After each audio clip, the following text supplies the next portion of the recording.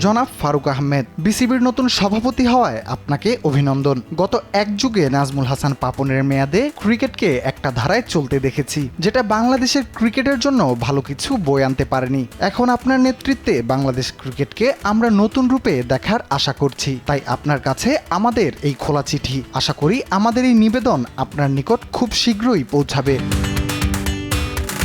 নতুন দিনের এই সূচনায় আমরা এমন কিছু পদক্ষেপ দেখতে চাই যার মাধ্যমে আমাদের ক্রিকেট সামনে এগিয়ে যাবে। গত এক যুগের টাইগারদের ক্রিকেটীয় চিত্রে আমরা দেখেছি শুধুমাত্র ওয়ানডে ক্রিকেটে তারা বিশ্ব ক্রিকেটের সমীহ আদায় করেছে। টেস্ট ক্রিকেটে এখনো আমরা জয় কিংবা ড্রয়ের হিসাব বাদ দিয়ে পঞ্চম দিনে টেনে নেয়ার মানসিকতা নিয়েই মাঠে নামি। টি-20তেও জয়ের তুলনায় আমাদের হারের পাল্লাটাই ভারী থাকে বেশিরভাগ সময়। এই সমস্যা থেকে বের হয়ে এগিয়ে যাওয়ার মূলমন্ত্র আপনার থেকে আশা করছি। সাকিব, তামিম, মুশফিক, রিয়াদকে আপনি যেভাবে সুযোগ করে দিয়েছিলেন, ঠিক সেভাবেই দেশের ক্রিকেটকে সামনের পথে এগিয়ে নেয়ার সুযোগ করে দিবেন।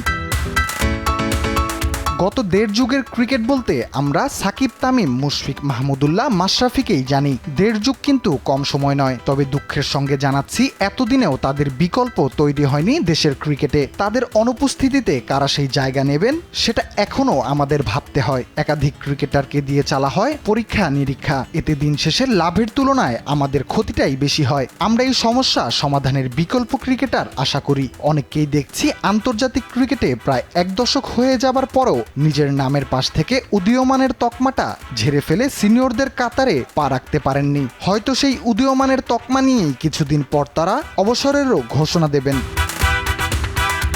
আমাদের দেশে ক্রিকেটীয় প্রতিভার অভাব নেই, তবে তাদের যথাযথ পরিচর্যার কথা আসলেই কর্তৃপক্ষের উদাসীনতাই যেন নিয়তি। গত দেড় যুগে বহু উদীয়মান প্রতিভার ঝলক আমরা দেখেছি। অনেককে ইনজুরির কারণে রাতারাতি হারিয়ে যেতেও দেখেছি। ইনজুরিতে পড়লে তাদের খোঁজ না নেয়ার বিষয়টা একটা ওপেন সিক্রেট। এমন কোনো প্রতিভাকে আমরা আর হারাতে চাই না। পরিচর্যার অভাবে একটা আগাছাও কিন্তু এক সময় মরে যায়। তাই আমরা চাই যোগ্যরা যথাযথ পরিচর্যা পেয়েই আন্তর্জাতিক অঙ্গনে দেশের জন্য খেলে যাক। একটা দেশের ক্রিকেটার তৈরির আতুরঘর হলো ঘরোয়া ক্রিকেট। একটা মজবুত ঘরোয়া ক্রিকেটীয় কাঠামোই পারে ভালো ক্রিকেটার তুলে আনতে। কিন্তু পরিতাপের বিষয় হলো আমাদের ঘরোয়া ক্রিকেটের অবস্থা আস্থা রাখার মতো নয়। ঘরোয়া ক্রিকেটের পিচগুলো মানহীন। এজন্য সেখানে খেলে আন্তর্জাতিক ক্রিকেটে গিয়ে কতটা ভালো পারফরমেন্স দেখানো সম্ভব সেটার প্রমাণ তো আমরা প্রতিনিয়তই দেখছি। তাই আপনার থেকে একটা শক্ত ঘরোয়া ক্রিকেটীয় কাঠামো আশা করাটা বাড়াবাড়ি মনে করছি না।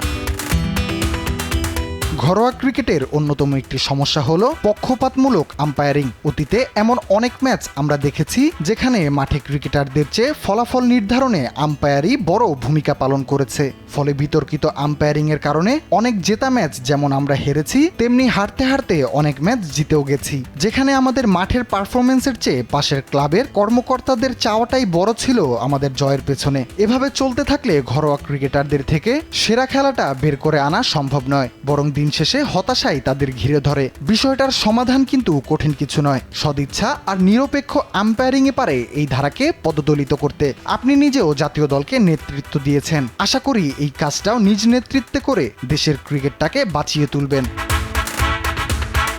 ভালো ক্রিকেটার উঠে আসার পেছনে পাইপলাইন হিসেবে কাজ করে দেশের দ্বিতীয় ও তৃতীয় বিভাগ ক্রিকেট। তবে দিনে দিনে সেটাও অনেকটা মগের মূল্যকে পরিণত হয়েছে। আগে যেখানে আমরা কোয়ালিফাই খেলতাম 5,000 টাকা এন্ট্রি ফি দিয়ে, যেখানে অংশ নিতাম প্রায় 60টা দলের কয়েক হাজার উঠতি ক্রিকেটার, এখন সেই এন্ট্রি ফি 10 গুণ বাড়িয়ে করা হয়েছে 5 লাখ। তাই চাইলেও আর্থিক সংকটের কারণে আমাদের ক্লাবগুলো আর আগের মতো অংশ নিতে পারছে না। সবশেষ কোয়ালিফায়ারে তো মাত্র 2টো দলই অংশ নিয়েছে, যা দেশের ক্রিকেটের জন্য লজ্জাজনক। তাই আপনার কাছে চাওয়া এত বড় অঙ্কের এন্ট্রি ফি বাদ দিয়ে আমাদের মাঠে ফেরার সুযোগ করে দিন। কিছুদিন আগেও আন্দোলনকারীরা বিসিবিকে ডিসিবি অর্থাৎ ঢাকা ক্রিকেট বোর্ড বলে আখ্যায়িত করেছেন। কথাটা কিন্তু ফেলেও দেওয়ার মতো নয়। দেশের ক্রিকেট কার্যক্রম প্রায় পুরোটাই ঢাকা কেন্দ্রিক। ঢাকা, সিলেট, খুলনা, বরিশাল, যশোর, বগুড়া সহ দেশের অন্যান্য জেলা এবং বিভাগীয় শহরগুলোতে পর্যাপ্ত ক্রিকেটীয় অবকাঠামো থাকলেও সেখানে তেমন কোনো খেলার আয়োজন করা হয় না। এমনকি কোনো আন্তর্জাতিক ক্রিকেটের ম্যাচও হয় না বললেই চলে। এই অসমতা দূর করার সময় এসেছে। দেশের ক্রিকেটকে আরও এগিয়ে নিতে এবং সমৃদ্ধ করতে ক্রিকেটের বিকেন্দ্রীকরণ এখন সময়ের দাবি বলেই মনে করছি। পত্রের শেষে আমরা আবারও আপনার আগামীর পথ চলার জন্য শুভকামনা জানাতে চাই আর বলতে চাই আপনার পথের সাথী হিসেবে সর্বদা আপনার সাথে ছায়াসঙ্গী রয়েছি। আমরা ঠিক যেমনটা ছিলাম দেশের সকল ক্রান্তি লগ্নে, বন্ধু হয়ে বন্ধুর পথটা মসৃণভাবে চলতে চাই। আশা করি হেমন্ত মুখোপাধ্যায়ের মতো এই বন্ধুকে পথের সাথী হিসেবে ডেকে নিতে ভুলবেন না।